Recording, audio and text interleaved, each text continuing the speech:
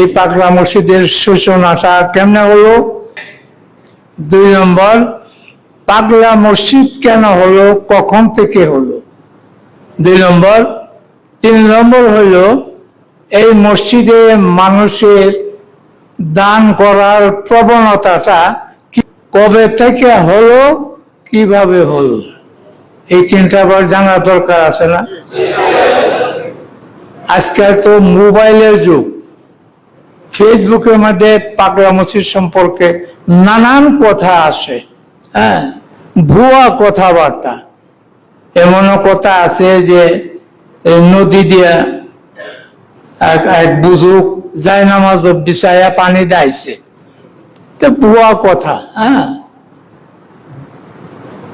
এমনও কথা যে শহীদ পাগলা চিনেন? শহীদ পাগলার মাধ্যমে এই মসজিদ হয়েছে, এই জন্য পাগলা মসজিদ। 1 নম্বর 100% না, 500% মিথ্যা।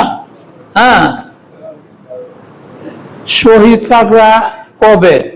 আমি তো দেখছি, আমি আসছি তো এই পাগলা মসজিদে 1979 সালে আসছিলাম। দেখছি মানুষের কাছ থেকে চান্দা করছে, টিন কালেকশন করিয়া বিভিন্ন জায়গায় দিছে, কি করছে আল্লাহ জানে। পাগলা মসজিদে যে শহীদ পাগলা যে একটা কিছু টিন দিছে, এটা আমি জীবনেও দেখি নাই আমার এই 46 বছরের মধ্যে। আলহামদুলিল্লাহ, এই সেপ্টেম্বরে আমার 46 বছর অতীত হয়ে গেল, 47 শুরু হয়ে গেল, যদি আল্লাহ যতদিন রাখে। কাজেই এই সমস্ত কিছু না। তখন তো পাগলা মসজিদ কেন, তখনের অবস্থা অন্যরকম ছিল।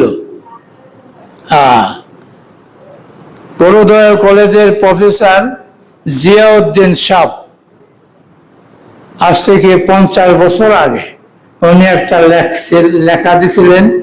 উনি বলছিলেন যে 250 বছর আগে এই পাগলা মসজিদের সূচনা হয়। 50 বছর, এখন আরো 50 তাহলে 300 বছর আগে হইল পাগলা মসজিদের সূচনা। 300 বছর এটা খুব বেশি মনে হয়? 300 বছর, 100, 200, 300, আমার এই বয়স এখন 80 চলছে। হ্যাঁ, 300 বছর কি? 300 বছর আগে এটার সূচনা। সূচনাটা কেমনে হলো এটা আমি বলতেছি। এটা একটা ছোট্ট একটা টিলার মতো ছিল। হয়বতনগরের জমিদার বাড়ি, তাদের প্রপার্টি ছিল। কথাটা লক্ষ্য করেন, বাস্তব কথা এগুলি। আল্লাহ বোধহয় কথাগুলি বলার লাগেনি, আমার এখনো বাসায় রাখছে, কবে যেন চলে যায় জানি না। এটা দেওয়ান বাড়ির, অর্থাৎ হয়বতনগর জমিদার বাড়ির প্রপার্টি ছিল।